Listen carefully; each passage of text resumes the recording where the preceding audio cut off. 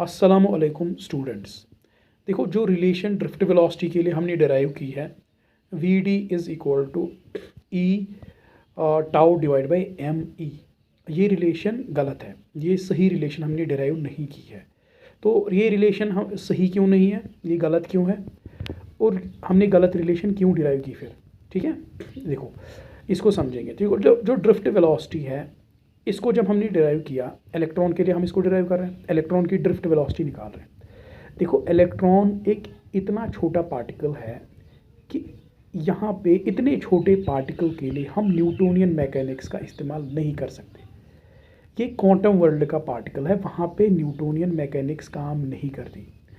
वहाँ वो दुनिया ही अलग है। क्वांटम वर्ल्ड, जो छोटे पार्टिकल्स की दुनिया, वो दुनिया ही अलग है। वो हम इमेजिन नहीं कर सकते।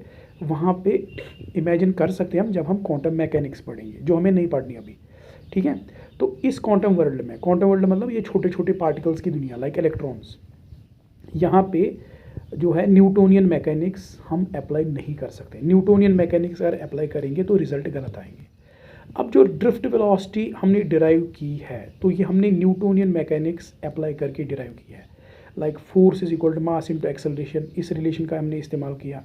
v is equal to U plus A T, इस रिलेशन का हमने इस्तेमाल करके हमने ये रिलेशन डिराइव की। तो हमने क्वांटम वर्ल्ड में न्यूटोनियन मैकेनिक्स अप्लाई करके एक रिलेशन डिराइव की, जो ऑब्वियस ही बात है गलत ही आएगी, क्योंकि न्यूटोनियन मैकेनिक्स क्वांटम वर्ल्ड में काम ही नहीं करती। इलेक्ट्रॉन्स के लिए न्यूटोनियन मैकेनिक्स अप्लाई नहीं कर सकते। तो ये रिलेशन गलत है, ठीक है। अब देखो, अब हमने इसको डिराइव क्यों किया जब ये गलत है? हमने इसको इसलिए डिराइव किया सो दैट कि हमें थोड़ा सा अंडरस्टैंडिंग मिल जाए, थोड़ा हमें इंसाइट मिल जाए कि जो इलेक्ट्रॉन है वो कंडक्टर के अंदर मूव कैसे करता है, ठीक है। तो इस रिलेशन से हमें देखो, इस रिलेशन से हमें पता चलता है कि जो ड्रिफ्ट वेलोसिटी है वो डिपेंड करती है इलेक्ट्रिक फील्ड पे।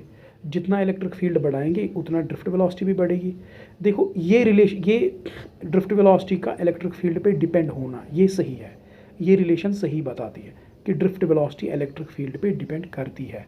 जितना इलेक्ट्रिक फील्ड बढ़ाएंगे उतना ड्रिफ्ट वेलोसिटी बढ़ेगी, ये सही है। और जितना जो है रिलैक्सेशन टाइम टाउ ज़्यादा होगा उतना ड्रिफ्ट वेलोसिटी ज़्यादा होगी, ठीक है। ये जो है ड्रिफ्ट वेलोसिटी का रिलैक्सेशन टाइम पे डिपेंड होना, ये भी सही है। So drift velocity depends on relaxation time, drift velocity depends on electric field. इतना तो सही है, ये रिलेशन सही बताती है ये। मगर अगर हम इस रिलेशन में वैल्यूज़ पुट करेंगे, लाइक इलेक्ट्रॉन का चार्ज है वो वैल्यू पुट करेंगे, रिलैक्सेशन टाइम का वैल्यू पुट करेंगे, मास ऑफ इलेक्ट्रॉन का वैल्यू पुट करेंगे और इलेक्ट्रिक फील्ड का वैल्यू पुट करके अगर हम ड्रिफ्ट वेलोसिटी का वैल्यू निकालेंगे इस रिलेशन से, ड्रिफ्ट वेलोसिटी का वैल्यू अगर हम इस रिलेशन से निकालेंगे वैल्यूज़ पुट करके, तो हमें जो रिजल्ट निकलेगा, जो ड्रिफ्ट वेलोसिटी का वैल्यू आएगा वो गलत होगा, वो सही नहीं होगा, क्योंकि ये रिलेशन सही नहीं है, ये रिलेशन गलत है, ठीक है। अब हमें इसे इतना गलत क्यों है? क्योंकि हमने क्वांटम वर्ल्ड के एक पार्टिकल के लिए न्यूटोनियन मैकेनिक्स का इस्तेमाल किया है, जो हम नहीं कर सकते, ठीक है।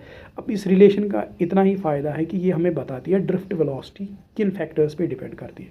ड्रिफ्ट वेलोसिटी डिपेंड करती है इलेक्ट्रिक फील्ड पे। जितना ज़्यादा इलेक्ट्रिक फील्ड होगा ड्रिफ्ट वेलोसिटी उतनी ज़्यादा, जितना रिलैक्सेशन टाइम होगा ज़्यादा उतना जो है ड्रिफ्ट वेलोसिटी भी ज़्यादा होगी। अगर हम इस रिलेशन में वैल्यूज़ पुट करेंगे, वैल्यूज़ पुट करके अगर हम ड्रिफ्ट वेलोसिटी का वैल्यू निकालेंगे वो गलत होगा, क्योंकि ये रिलेशन गलत है। Okay, thank you.